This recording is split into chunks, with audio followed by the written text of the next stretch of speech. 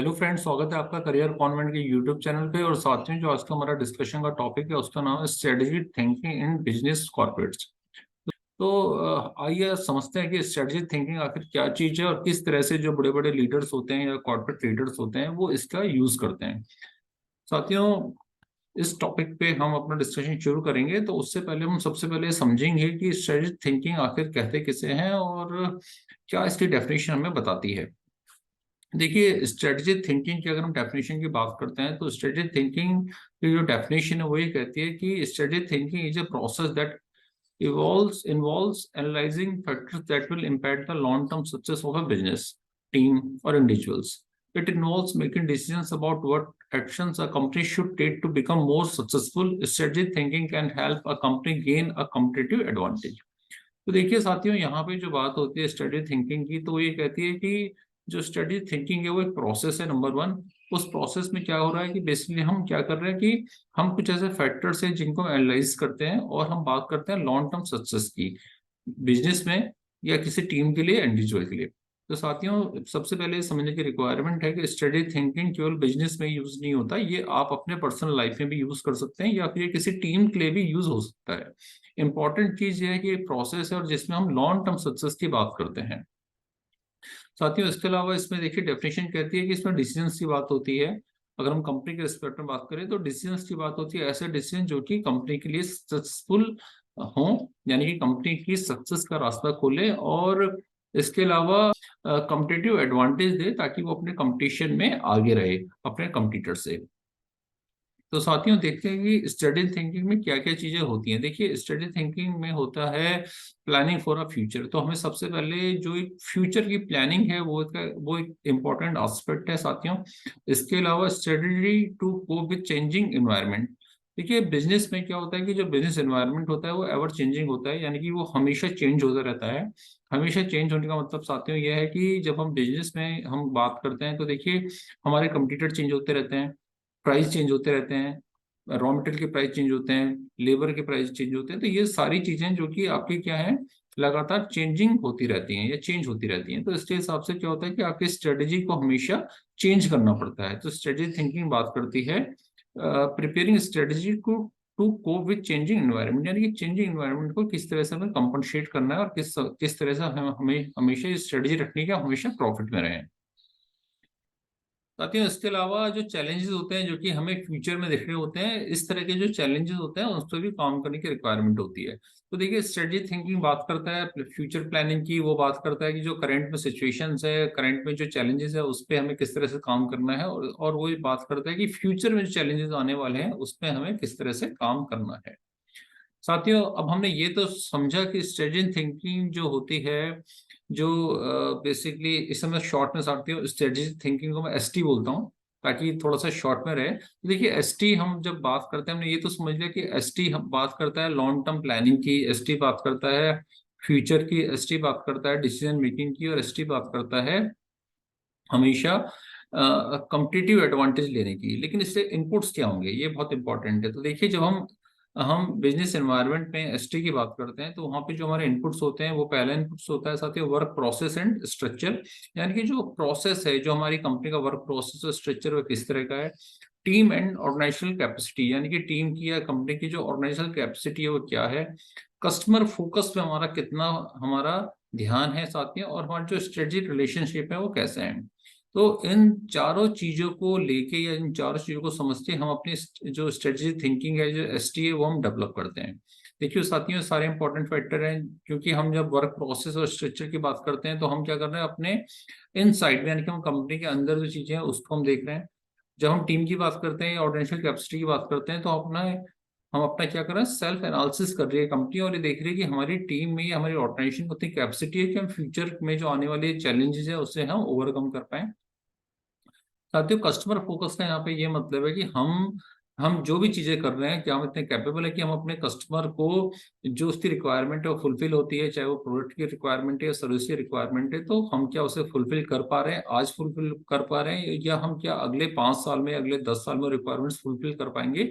और साथ में स्ट्रेटेजिक रिलेशनशिप का मतलब है कि जो हमारे सप्लायर्स हैं, जो हमारे बेसिकली पार्टनर्स हैं, वो पार्टनर्स साथ ही हमारे स्टेक होल्डर्स भी हो सकते हैं, वो पार्टनर्स हमारे सप्लायर हो सकते हैं, तो क्या वो इतने स्ट्रांग है कि वो हमें सपोर्ट कर पाए फ्यूचर में और करंट में और फ्यूचर में, कि हम जो हमारी स्ट्रेटेजिक थिंकिंग का जो प्रोसेस है और जो हमारा ऑब्जेक्टिव वो मीट हो पाए।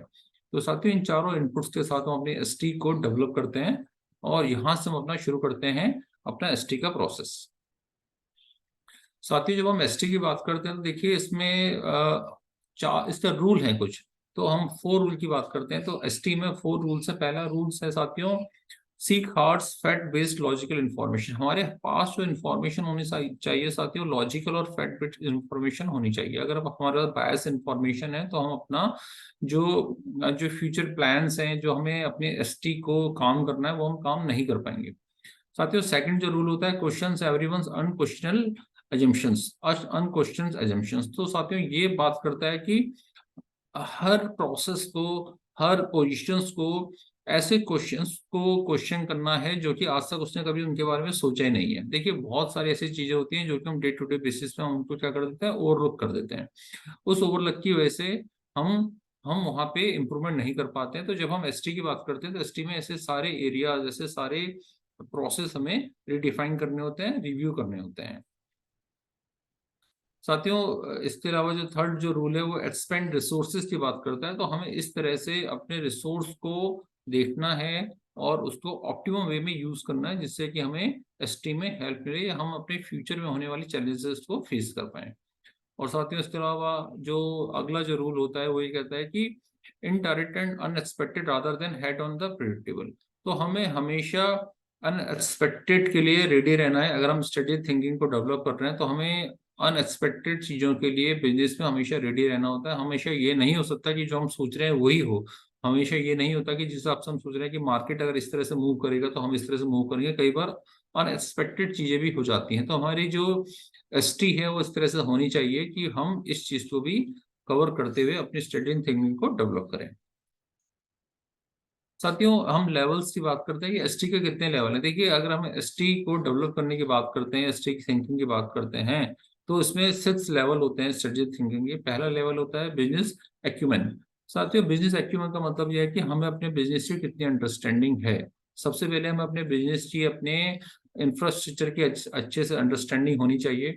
अगर ये अंडरस्टैंडिंग है तो सेकंड जो प्रोसेस होता है वैल्यू प्रोपोजिशन होता है। साथियों वैल्यू प्रोपोजिशन का मतलब होता है कि जो हम वैल्यूज हैं, values in terms of finance, value in terms of cultural values है, value in terms of support system है, उसका हमें हमें ऑप्टिमम वे में यूज करना है। उसमें हमें देखना है कि कहाँ हमारी कमियां हैं। साथियों अगला जो लेवल होता है वो मार्केट बेस्ड सिस्टम थिंकिंग की बात करता है कि हमें हमेशा डायनेमिक रहना है, क्योंकि जो मार्केट है वो एवर फ्लक्चुएटेड मार्केट होता है, वो हमेशा चेंज होता है। तो हमें इसके हिसाब से हमें अपनी स्ट्रेटेजिक थिंकिंग को डेवलप करना होता है। स्ट्रेटेजिक इंसाइट्स आते हैं। स्ट्रेटेजिक इंसाइट का मतलब है कि जब मार्केट को हम स्टडी करते हैं तो हमें फ्यूचर में क्या होने वाला है वो भी हमें इंसाइट्स को अपना देखना होता है कि हमें किस तरह से अपनी स्ट्रेटेजिक थिंकिंग बनानी है फ्यूचर के लिए। साथ ही इस तरह एजुकेशन पार्ट आता है। देखिए एजुकेशन पार्ट का मतलब है कि आपने स्ट्रेटेजिक इंसाइट्स आपने ले ली है, आपने सोच लिया कि फ्यूचर में आपको किस तरह से आगे बढ़ना है, तो अब आपको इसमें एजुकेशन करना है। और एजुकेशन के बाद जो अगला स्टेप आता है प्रिजर्व और पिवट। प्रिजर्व और पिवट का मतलब ये होता है कि आपको अपने एजुकेशन के बाद के जो आउटकम्स हैं, आउटकम्स पे अपना फोकस करना है और ये देखना है कि हमारे किस तरह से आउटकम्स अगर अगर हमारे मीट नहीं हो रहे हैं या हमारे जो KR हैं वो मीट नहीं हो रहे हैं, तो किस तरह से हमें उसे हमें फोकस वे में काम करना है। तो साथियों ये इस तरह से एक पूरा एक सर्कल है, ये इस तरह से मूव करता है कि ये हमें बताता है किस तरह से हमें बिजनेस को समझने से लेकर और किस तरह से हमें एक्शंस पे अपने रिडिफाइन करना है एक्शंस को और किस तरह से रिव्यू करना है। ये सारे प्रोसेस को हम जो 6 लेवल ऑफ स्ट्रेटेजिक थिंकिंग के थ्रू हम करते हैं। साथियों अब ये क्वेश्चन आता है कि हाउ टू फॉर्मुलेट स्ट्रेटजी। कि स्ट्रेटजी हमने बात तो कर ली, बट इसे फॉर्मुलेट कैसे करें, हम कैसे ये बोलें कि क्या स्ट्रेटजी होनी चाहिए, क्या हम कैसे इसे आगे हम बढ़े इसमें। तो देखिए 3 तरीके होते हैं किसी भी कंपनी के लिए स्ट्रेटजी को फॉर्मुलेट करने के लिए। वो तरीके क्या है साथियों, स्ट्रेटेजिक थिंकिंग ST, दूसरा तरीका होता है फॉर्मल स्ट्रेटेजिक प्लानिंग और तीसरा तरीका अपॉर्चुनिस्टिक स्ट्रेटेजिक डिसीजन मेकिंग। तो ये साथियों 3 स्ट्रेटेजियां होती हैं जिससे हम अपना क्या करते हैं कि स्ट्रेटेजी को डेवलप करते हैं। साथियों इनका अल्टीमेटली आउटपुट क्या होता है कि मार्केट को अंडरस्टैंड करना, मार्केट के हिसाब से प्लान करना फ्यूचर के लिए। और हम ये भी देखते हैं साथियों कि इसमें मेजर ट्रेंड्स क्या है मार्केट के, कस्टमर इंसाइट्स क्या है, कॉम्पिटिटिव एनालिसिस क्या है। तो साथियों ये हमारे इनपुट्स हैं मार्केट को अंडरस्टैंड करने के लिए कि हमें मार्केट में मेजर ट्रेंड्स को भी समझना है, हमें कस्टमर की इनसाइट्स क्या है उसे भी समझना है, और कॉम्पिटिटिव एनालिसिस क्या कहता है इसे भी समझना है। तो देखिए साथियों, इस पूरी स्ट्रेटजी के जो सेंटर में है वो मार्केट है। इसका मतलब है कि बिजनेस है, या हमारा कस्टमर है, या हमारा, हम कह हैं कि हमारी ग्रोथ स्ट्रेटजी है। तो अल्टीमेटली जो हम स्ट्रेटजी की बात करते हैं तो हमेशा हम ग्रोथ स्ट्रेटजी की बात करते हैं इंडस्ट्री में, और ग्रोथ स्ट्रेटजी को करने के लिए हमें स्ट्रेटजी थिंकिंग भी करनी पड़ेगी, हमें स्ट्रेटेजिक प्लानिंग भी करनी पड़ेगी, और उसका एग्जीक्यूशन भी करना पड़ेगा। और हमें साथ में मार्केट का जो ट्रेंड है, और हमें कस्टमर हमारे बारे में या हमारे प्रोडक्ट के बारे में क्या कहता है, और हमें कॉम्पिटिटिव एनालिसिस भी करनी है। तो ये सारी चीजें लेके हम अपने स्ट्रेटेजी को डेवलप करेंगे, फॉर्मुलेट करेंगे। साथियों जब हम स्ट्रेटजी की बात करते हैं तो देखिए दो तरह के लोग होते हैं, एक होते हैं डूअर्स, दूसरे होते हैं थिंकर। तो हमें क्या बनना है ये इंपॉर्टेंट है। हमें अपनी स्ट्रेटजी थिंकिंग को खाली थिंकर के तक ही लिमिटेड नहीं रखना कि हमने स्ट्रेटजी, हमने प्लानिंग कर लिया, हमने सोच लिया, लेकिन उस पर एग्जीक्यूशन एग्जीक्यूशन नहीं किया, ऐसा नहीं होना चाहिए। तो देखिए फर्क क्या है, देखिए strategic thinking is less about innovation and more about the ability to make the right connections. तो ये कहता है कि स्ट्रेटजिक थिंकिंग क्या है कि आपने, ठीक है, आपने इनोवेशन इसके बारे में सोचा, लेकिन आपको राइट कनेक्शंस के साथ उसको एग्जीक्यूशन फॉर्म में लाना है। देखिए जो डूअर्स होते हैं, स्ट्रेटजिक थिंकिंग डूअर्स और थिंकर के बारे में क्या कहती है। Doers bring strategy into almost every conversation to connect what they are doing to what the organizations need to do succeed. तो जो डूअर्स होंगे वो क्या करेंगे कि हमेशा उनके जो भी एक्शंस होंगे वो उसमें स्ट्रेटजी को लेके आएंगे, और उनके सारे जो एक्शंस होंगे वो कंपनी की स्ट्रेटजी से अलाइन होंगे। जबकि थिंकर क्या कहता है, thinker rarely have their minds spoken out loud, they handle narrow rules very well but not straight rules. तो जो थिंकर्स होंगे जो खाली सोचेंगे कि हमें स्ट्रेटजी थिंकिंग करनी है, या लेकिन वो क्या होंगे कि वो अपनी स्ट्रेटजी से अलाइन नहीं होंगे, और वो केवल नैरो रोल्स में ही अपना काम करते रहेंगे, वो कभी भी स्ट्रेटेजिक रोल्स में नहीं आ पाएंगे। तो ये अंतर होता है साथियों डूअर्स और थिंकर्स में। अब ये हम पे डिपेंड करता है साथियों कि हमें एज ए लीडरशिप रोल में हमें डूअर्स में काम करना है या थिंकर्स में काम करना है। ऑब्वियसली हम डूअर्स में ही काम करना चाहेंगे। साथियों उसके बाद हम अगर बात करें शोकेस वर्ड से डेवलप की, हमें कि जब हम एसटी करते हैं तो हमें क्या चीजें शोकेस करनी होती है, क्या चीजें डेवलप करनी होती है। देखिए शोकेस का मतलब है कि हमें as a marketer, sales person, हमें अपनी स्ट्रेटजी को हमेशा बताना है, उससे अलाइन रहना है, प्रोएक्टिव हमें एटीट्यूड रखना है, चैलेंजेस को हमें फेस करना है, और अपने कम्युनिकेशन और सारे आइडियाज में हमें एसटी को हमें अलाइन रहना है, कंपनी के जो भी विजन मिशन है उससे हमें अलाइन रहना है। ये हमारी स्ट्रेटेजी थिंकिंग हमें बताती है। और डेवलप हमें क्या करना है, देखिए हमें कल्चर को अपने, और जो इंफॉर्मेशन है इंफॉर्मेशन को, कल्चर को, अपने एक्सपीरियंस को, अपने जो पैटर्न्स हैं इन सबको डेवलप करना है। तो साथियों इम्पोर्टेंट ये है कि किस तरह से हम कंपनी के, जो हमारा कंपनी का विजन मिशन है, या कंपनी की जो वैल्यूज है, या कंपनी ने जो भी हमें टारगेट दिया है उससे किस तरह से अलाइन रहना है। तो उससे अलाइन रहने के लिए हमेशा अपने, हमें एक्शंस में अपने जो हमारा व्यवहार है, जो हमारा टॉकिंग है, उन सब में हमें अपने एसटी से अलाइन रहना है, यानी कि कंपनी के विजन मिशन से अलाइन रहना है।